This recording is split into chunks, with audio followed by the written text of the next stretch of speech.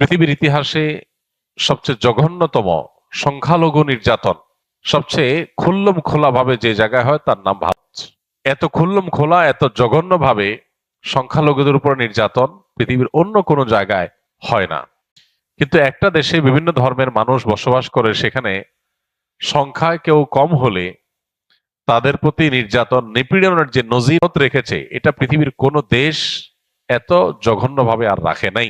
তো এই জন্য প্রথম কথা হলো, ভারতের মাজলুম অসহায় মুসলমান, নির্যাতিত মুসলমানদের পাশে আমাদের সামর্থ্য অনুযায়ী দাঁড়ানোটা ফরজ। যতটুকু সামর্থ্য আছে ততটুকু, কিন্তু দাঁড়াতে হবে আমাকে। যতটুকু যেভাবে সম্ভব ততটুকু সেভাবে আমাদেরকে দাঁড়ানোর চেষ্টা করতে হবে।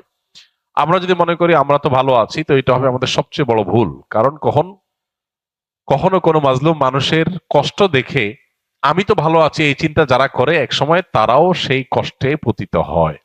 অতএব আমাদের ইমানি যে চেতনা, আমাদের যে মানবিক মূল্যবোধ, সেটার তাগাদায় ভারতে মুসলমানদের মসজিদ মাদ্রাসা একের পর এক উচ্ছেদ করা, দখল করার যে মহোৎসব চলছে, সেখানে বিভিন্ন ছুতা অজুহাতে বিভিন্ন নাটক সাজিয়ে সেখানে মুসলমানদের নিধন করাকে যে হালাল করা হচ্ছে, এটার বিরুদ্ধে আমাদের প্রত্যেকটা মানুষকে সর্বোচ্চ প্রতিবাদ যার যার জায়গা থেকে জানাতে হবে। এবং সেখানে এই জাতীয় জুলুম যেন বন্ধ হয়, সেটার জন্য আমাদের সরকারকে চাপ দেওয়া, সরকারের মাধ্যমে প্রতিবাদ জানানো, রাষ্ট্রীয়ভাবে বিভিন্নভাবে, এটা আমাদের অব্যাহত রাখতে হবে। ইতিমধ্যে আমাদের সরকারিভাবে আলহামদুলিল্লাহ নিন্দা জানানো হয়েছে এবং সেখানে সংখ্যালঘু মুসলমানদের প্রতি জুলুম বন্ধ করার আহ্বান জানানো হয়েছে। সন্দেহাতীত এটা প্রশংসনীয় কাজ, এটা অব্যাহত রাখতে হবে।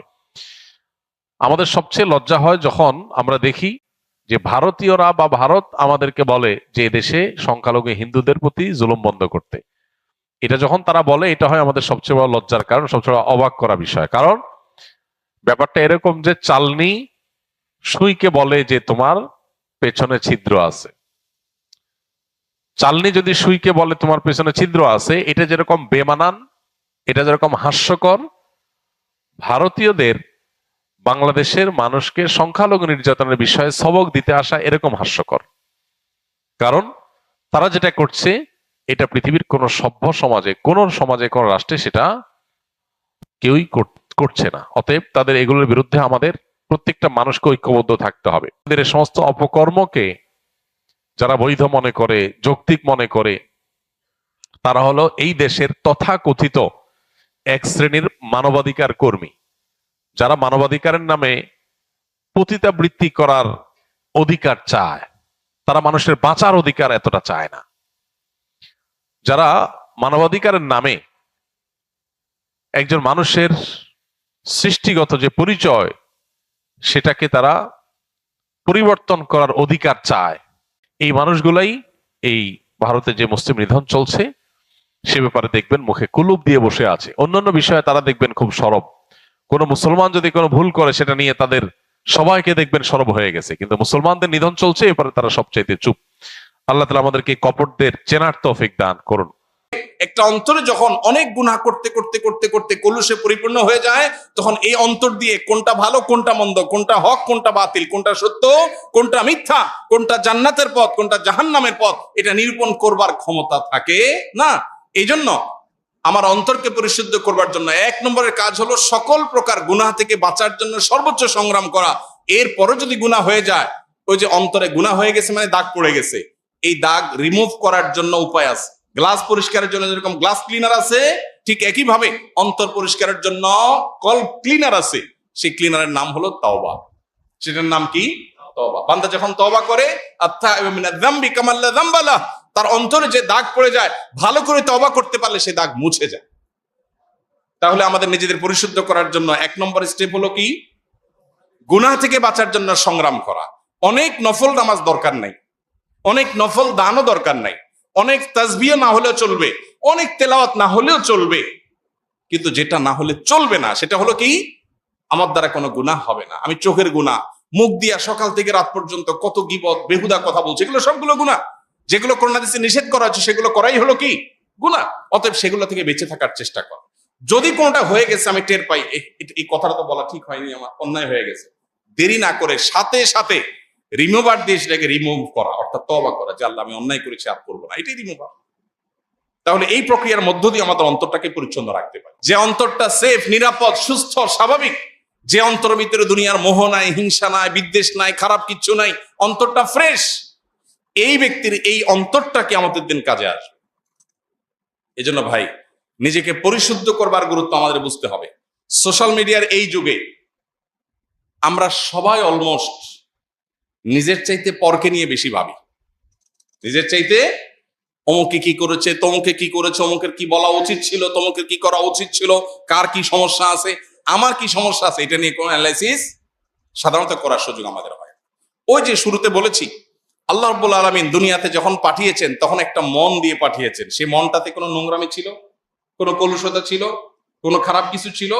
আল্লাহ কিয়ামতের দিন আবার বুঝে নিবেন, বান্দা তোমাকে আমি একটা ফ্রেশ, রোগমুক্ত, পরিচ্ছন্ন অন্তর দিয়ে পাঠিয়েছিলাম, তুমি আমার কাছে এসেছো এমন একটা অন্তর নিয়ে যে অন্তরে শত শত মানুষের প্রতি শত্রুতা, বিদ্বেষ, অহংকার, খাই লোভ, মোহ, দুনিয়ার সমস্ত রোগ দিয়ে সেটাকে পরিপূর্ণ করে তারপর তুমি আমাকে দিয়েছো।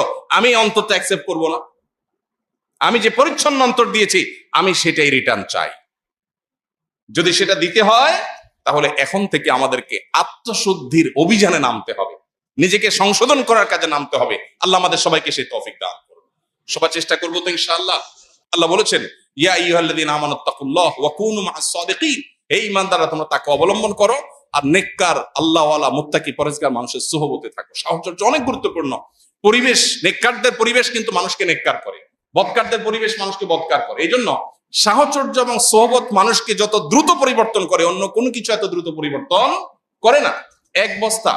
এক বস্তা ভালো আলুর মধ্যে একটা পচা আলু রেখে দিবেন, ওই পচা আলুর সোহবতে থেকে থেকে আশপাশের সবগুলো পচতে থাকবে, পুরো বস্তা পচে শেষ হয়ে যাবে। এই জন্য ভালো মানুষ, ভালো পরিবেশ, যে মানুষগুলোর অন্তরে দুনিয়ার মোহ নাই, আল্লাহওয়ালা, দুনিয়ার খাই নাই, তার সাথে চললে আপনার মধ্যে মানসিকতা আসবে। বিনয়ী মানুষের সাথে চললে আপনার মধ্যে বিনয় আসবে। সোহবতের জন্য আল্লাহওয়ালা, মুত্তাকি মানুষ, নেককার মানুষদের সাহচর্য অবলম্বন করা, এটা 2 নম্বর করণীয়। 3 নম্বর করণীয়, আল্লাহর কাছে চোখের পানি ফেলে দোয়া করা। নবী সাল্লাল্লাহু আলাইহি ওয়াসাল্লাম আল্লাহর কাছে দোয়া করতেন। কি দোয়া করতেন? আল্লাহুম্মা আতি নাফসি তাকওয়াহা ওয়া যাক্কিহা ওয়া আনতা খায়রু মান যাক্কাহা। বহু আমরা যে টপিকে আলোচনা করছি এই টপিকেই দোয়া। হে আল্লাহ, আমার অন্তরকে আপনি পবিত্র করে দিন, এটার পরিশুদ্ধ করে দিন, নোংরামি থেকে, কলুষতা থেকে আপনি পরিচ্ছন্ন রাখুন। আল্লাহর কাছে এই দোয়াটা সকাল সন্ধ্যা নবীজি নিবেদন করতেন, নিয়মিত আমাদের নিবেদন করতে হবে। অতএব ত্রিমুখী প্রচেষ্টা, গুনাহ থেকে বাঁচা, গুনাহ হয়ে গেলে তওবা করা, এবং নেককারদের সাহচর্য, সোহবত, আর আল্লাহর কাছে চোখের পানি ফেলে দোয়া করা। আল্লাহ আমাদের সবাইকে পরিশুদ্ধ অন্তর নিয়ে আল্লাহর সাথে সাক্ষাতের তৌফিক দান করুন। আমাদেরকে আল্লাহ তাআলা কলবে সালিম নিয়ে আল্লাহর সামনে হাজির হওয়ার তৌফিক দান করুন। রোগাক্রান্ত অন্তরকে আল্লাহ তাআলা রোগমুক্ত করার উদ্যোগ গ্রহণ করার তৌফিক দান করুন। শয়তান আমাদেরকে অনেক কিছুই থেকে ভুলিয়ে রেখেছে। সবচেয়ে ইম্পর্টেন্ট বিষয়, আমার শরীরের সবচেয়ে বড় অর্গান, সবচেয়ে গুরুত্বপূর্ণ অংশ, আমার অন্তর নিয়ে মনোযোগ দেওয়ার, ফোকাস দেওয়ার সুযোগ আমার হয় নাই, কারণ শয়তান আমাকে ভুলিয়ে রেখেছে। বিদায় আজ থেকে সেদিকে মনোযোগ দেই। আমার সমস্যাগুলো কি কি আমি লিখে ফেলি, যে আমার ভিতরে কি কি রোগ আছে, কি কি বদরোগ আছে। আমি খাই করি, লোভ করি, অহংকার করি, মানুষকে ছোট করি, তাচ্ছিল্য করি, কি কি রোগ আছে লিখে ফেলি, এবং সেগুলো একটা একটা করে রিমুভ করার জন্য প্ল্যান প্রোগ্রাম করি।